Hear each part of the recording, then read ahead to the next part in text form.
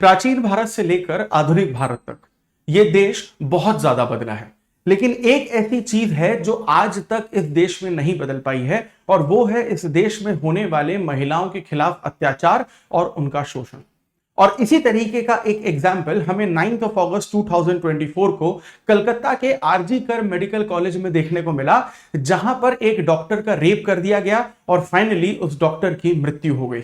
और इतने दिनों के बाद फाइनली अब जाकर पश्चिम बंगाल की ममता बनर्जी की सरकार की आंखें खुली हैं और उन्होंने फाइनली यह फैसला लिया कि बंगाल में एंटी रेप बिल को पास किया जाएगा। और यहां पर यह पूरी तरीके से नोटिफाई किया कि अगर अब कोई भी क्रिमिनल ऐसा है बंगाल में जो रेप करता है, गैंग रेप करता है, जिसकी वजह से जो पीड़िता है अगर उसकी डेथ हो जाती है या फिर उसे बहुत ही ज्यादा ब्रूटल सिचुएशन में छोड़कर चले जाते हैं, तो उन्हें डेथ पेनल्टी, कैपिटल पनिशमेंट या फांसी की सजा दी जाएगी। और ये जो एंटी रेप बिल है, इसी के बारे में आज हम लोग डिटेल में बात करने वाले हैं। Welcome to Chahal academy, this is Anubhav Deepani, faculty at Chahal academy. तो ममता बनर्जी की सरकार फाइनली उस रेप के कांड के क्राइम के कुछ दिनों, कुछ हफ्तों बाद एंटी रेप बिल लेकर आई है। और ये जो आपके बंगाल का एंटी रेप बिल है, वो भारतीय न्याय संहिता 2023 के काफी बड़े बड़े प्रोविजंस को अमेंड करता है। अब एंटी रेप बिल को समझने से पहले हमें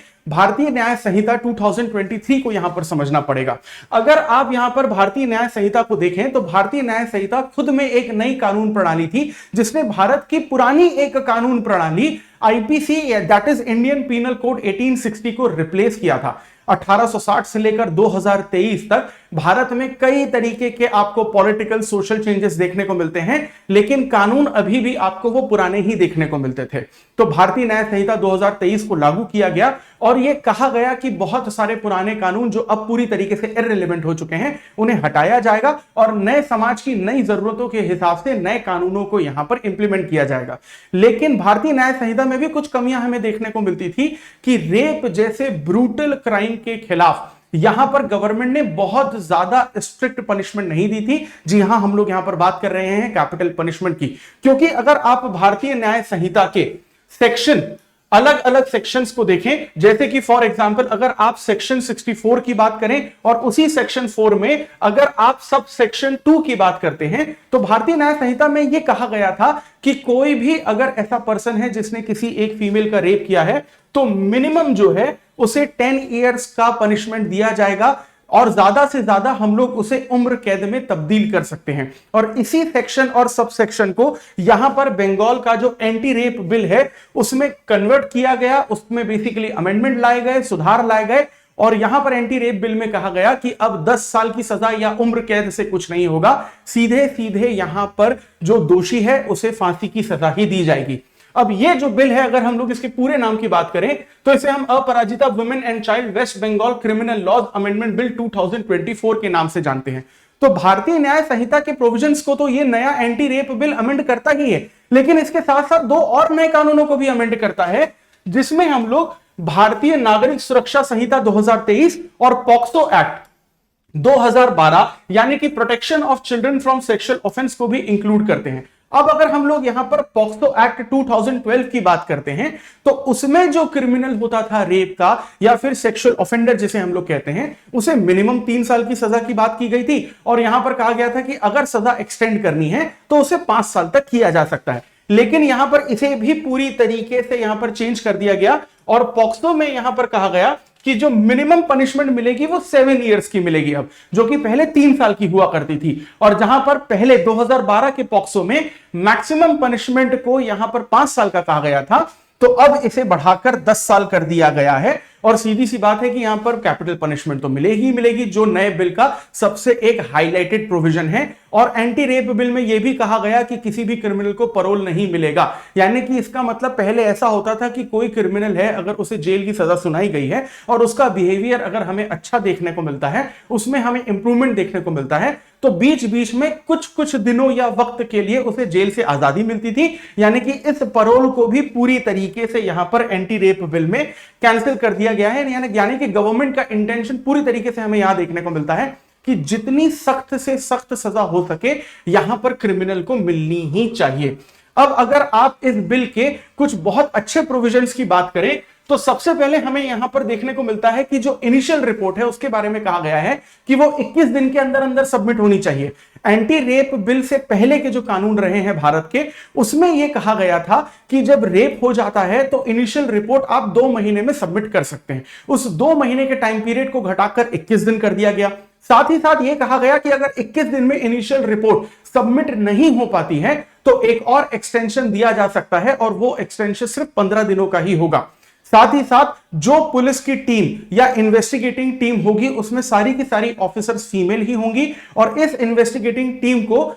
मिनिमम आईपीएस रैंक की ऑफिसर ही लीड करेंगी। आईपीएस रैंक की ऑफिसर का मतलब एक फीमेल आईपीएस ऑफिसर ही लीड करेंगी। और अगर कभी ऐसा होता है कि कोई फीमेल आईपीएस ऑफिसर अवेलेबल नहीं है वहां पर, या फिर किसी भी तरीके से दूसरे केसेस में वो बिजी हैं, तो उस आईपीएस रैंक से नीचे की जो फीमेल पुलिस ऑफिसर होंगी, टेम्परेरी टाइम के लिए उनका प्रमोशन कर दिया जाएगा। जब तक वो केस सॉल्व नहीं होता उन्हें बेसिकली यहां पर आईपीएस बना दिया जाएगा, ताकि टेम्परेरी तौर पर उन्हें वो पावर अथॉरिटी मिल सके, और सारी की सारी जो ये इन्वेस्टिगेशन है इन्वेस्टिगेटिंग टीम के द्वारा की जाने वाली, उसमें यह कहा गया है कि वो 30 दिन के अंदर अंदर कंप्लीट हो जानी चाहिए। साथ ही साथ बंगाल गवर्नमेंट एक और नया प्रोजेक्ट लेकर आ रही है जिसमें यह कहा गया है कि डॉक्टर्स और जो नर्सेस हैं, स्पेशली जो फीमेल डॉक्टर्स और नर्सेस हैं, उनको जो बेसिकली रूट होता है जहां से वो डेली ट्रैवल करती हैं, उसको और ज्यादा सेफ बनाने के लिए यहां पर 120 करोड़ रुपए भी खर्च किए जाएंगे, ताकि आगे चलकर किसी भी तरीके के और कोई मामले हमको न देखने को मिले।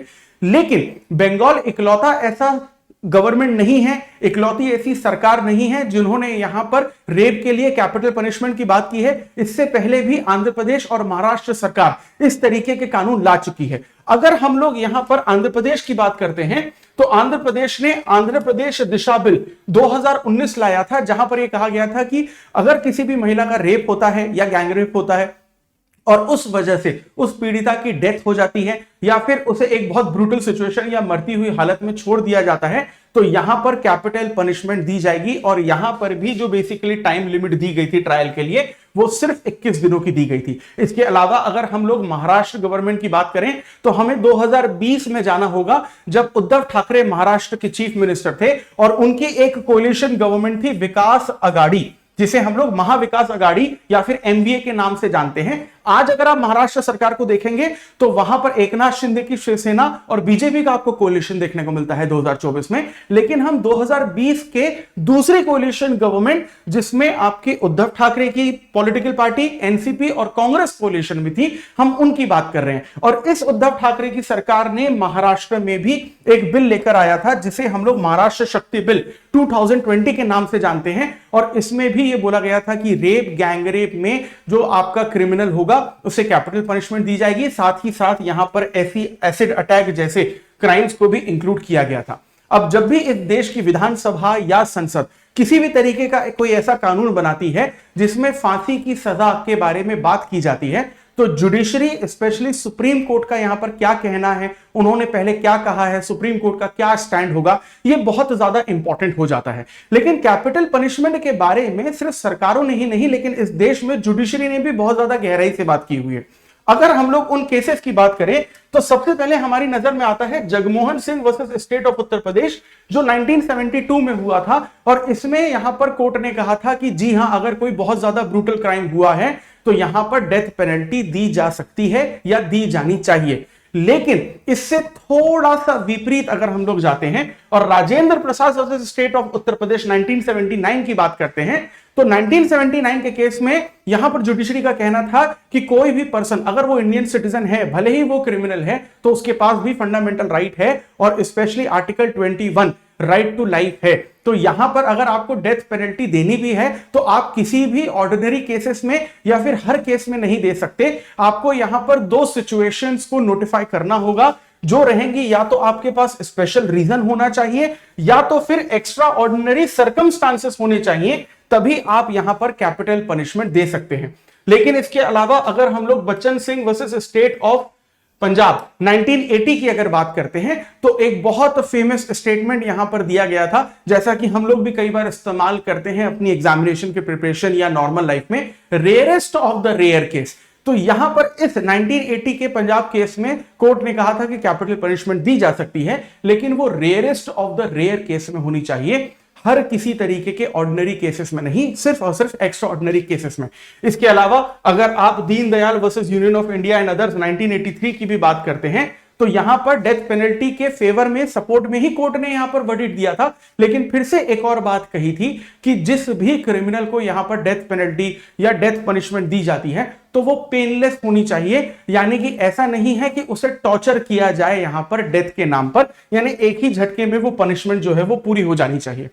अब आप लोग बताइए कि इंडिया में जो रेप कल्चर इतने सालों से, इतने दशकों से, इतने सदियों से जो चला आ रहा है, क्या वो रेप कल्चर सिर्फ इस तरीके के सरकार के सख्त कानून बनाने से या फिर जुडिशरी के सख्त निर्णय या डिसीजन या वर्डिक्ट लेने से ही सॉल्व होगा? क्या यहां पर रिस्पॉन्सिबिलिटी सिर्फ सरकार, पुलिस, प्रशासन और जुडिशरी की है, या फिर यहां पर रिस्पॉन्सिबिलिटी भारत देश के सभी मां बाप, सभी पेरेंट्स की भी है कि वो अपने बेटों को, अपने सन को यह समझाएं कि जेंडर सेंसिटाइजेशन क्या होता है और लड़कियों से किस तरीके से बिहेव करना चाहिए और आपका व्यवहार ऑपोजिट जेंडर की तरफ किस तरीके से होना चाहिए। जब भी हम लोग इस तरीके की रेप की घटनाएं देखते हैं तो बहुत ऑर्थोडॉक्स और नैरो माइंडेड स्टेटमेंट भी हमें देखने को मिलते हैं कि लड़कियों की गलती है, वो छोटे कपड़े पहनती हैं। यहां तक कि चीफ मिनिस्टर साहिबा ने तो यह भी कहा था कि आजकल मोबाइल फोन से बहुत ज्यादा बातचीत हो रही है लड़के और लड़कियों के बीच में, सोशल मीडिया इंटरैक्शन बहुत ज्यादा हो रहा है, इस वजह से लड़कियों का रेप बढ़ रहा है। तो वो 3 साल की बच्चियां जिनका रेप होता है वो कौन से सोशल मीडिया पे थी, वो कौन से छोटे कपड़े पहनकर खुलेआम आधी रात को सड़कों पर घूम रही थी? तो यहां पर रिस्पॉन्सिबिलिटी हम लोगों की भी है सरकारों के साथ कि हम यहां पर रियल वुमेन एम्पावरमेंट की बात करें, लड़कियों को उनकी आजादी दें और उन्हें प्रोटेक्शन भी प्रोवाइड कराएं। और साथ ही साथ सबसे बड़ी जिम्मेदारी इस देश के पेरेंट्स की है कि वो अपने बेटों को सही और गलत में फर्क सिखाएं ज्यादा से ज्यादा जितना हो सके, ताकि इस तरीके के ब्रूटल क्राइम हमें और न देखने को मिले। और इसी तरीके के सेंसिटिव और नॉलेजेबल और इंपॉर्टेंट टॉपिक्स को अगर आप कंटिन्यूसली कंज्यूम करना चाहते हैं, जो आपकी यूपीएससी सिविल सर्विसेज एग्जामिनेशन की प्रिपरेशन को और इजी बना सकती है, so for that please stay tuned with Chahal academy. I will see you in the next video. Thank you very much.